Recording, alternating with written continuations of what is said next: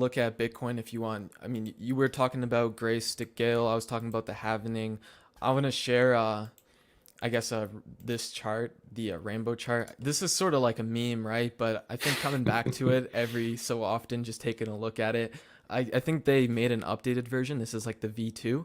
So they fit it a little bit better now in the lines. Like I think down here, this used to like come outside and like come outside here as well. But taking a look at this chart, like as you can see here, uh 3 to 6 months before the halvening, here it was a good buying opportunity, and then after the halvening, parabolic uprise. Same thing over here, like 3 to 6 months before the halvening, good buying opportunities in the purple, and then you run up, parabolic uprise for the bull market. And so sort of we're in the same area right now, and this isn't an exact science. This isn't really like, this is mostly a meme, guys, like, but I think this, it sort of is interesting because we are in the same 3 to 6 months before the halvening, and then maybe we have the parabolic uprise into the bull market. But taking just a look at these prices, I have no idea what price Bitcoin is going to hit. I'm hoping for $100,000. I don't know if it'll get past $100,000. I think we would need like a great catalyst to even get to like 200,000 or something like that.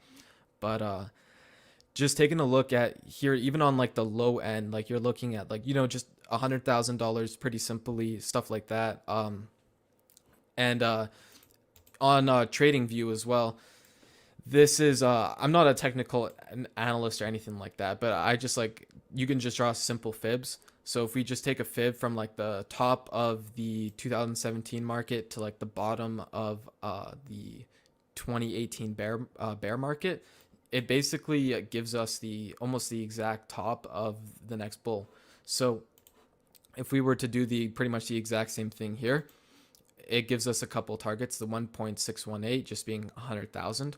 So I don't know when this is going to happen. I don't know if this is going to happen, but few different sources pointing towards $100,000 Bitcoin. Maybe it takes 10 years, maybe it's next year, maybe it's 2025, not really too sure. But I think a good catalyst for PulseChain and I guess the whole crypto ecosystem in general sort of pumping up, because once you get money into Bitcoin, you get money into Ethereum. Once everyone on Ethereum is richer, maybe they're more incentivized to, cross the bridge and buy some Pulse, or buy some Pulse and then cross the bridge with it. So we'll see what happens. But again, like easy targets, $100,000 Bitcoin. We're gonna probably see lots of euphoria around here, and right now we're in the perfect sort of exposure zone to where 3 to 6 months before the halvening, as you can see here, we're down, right? The ETF I think is probably going to come out here in the next year, I'm guessing. I'm not really too sure, but there's lots of conflicts going on right now, uncertainty. I'm not really sure what's going on with the world. Like I don't really pay too much attention to all that sort of stuff.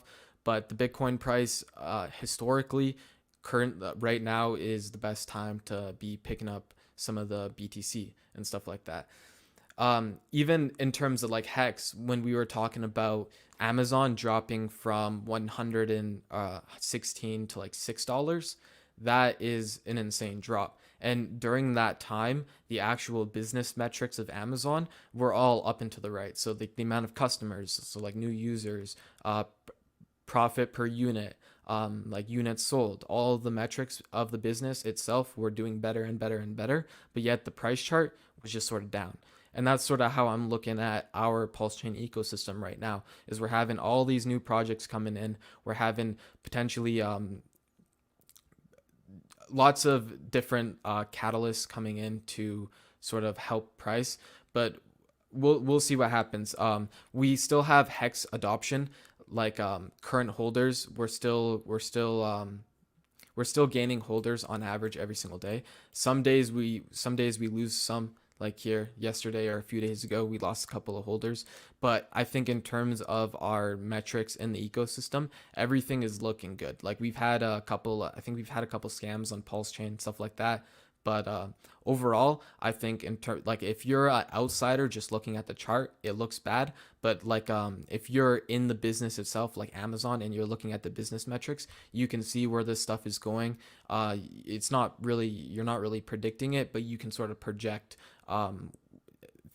Think for yourself and everything like that, but you can sort of think, where is this stuff going, what's the most important thing in terms of like blockchains. It's like the network effect, right? So we sort of know this with like Metcalfe's law, is the more users we have, the more valuable our network becomes, right? Cell phones aren't very useful like if you're the only person in the world that has one, but if everyone in the world has a cell phone, it becomes insanely valuable. We also have the SEC breathing down our necks right now, which isn't ideal. But I mean, the DOJ hasn't come. I don't know if they will or not, but that's sort of the risky stuff. But I see Richard's tweet recently, a couple days ago, saying we will win. And I mean, you can scroll through Richard's Twitter and get pretty bullish, right? I believe I heard, I'm not sure if they're just rumors or if they're truths, that Richard passed the bar. So we have a guy who passed the bar and who understands crypto thoroughly, supposedly a billionaire, let's just say. And I believe he has the resources and the knowledge to figure this stuff out, make better arguments than any of us could probably think of.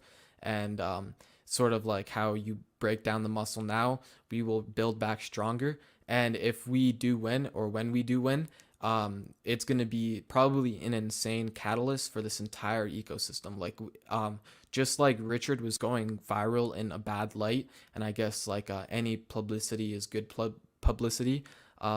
If we could start, if Richard wins the court case and we have sort of like our set in stone freedom in our little DeFi world, I think a lot of people will see a big value proposition in that, or just see a lot of value in that in general, and want to come over and buy some Pulse or stake some Hex or use the network or build on the network. Because I think a lot of people right now, from the outside, aren't necessarily wanting to build on Pulse Chain just because of certain like regulatory uncertainty and stuff like that. So I think once we settle, or whatever happens, I don't know if we will settle with the SEC, but once that sort of stuff gets resolved, we will see a lot more price go up. But in the meantime, I don't think the price chart necessarily resembles what's going on in the network itself.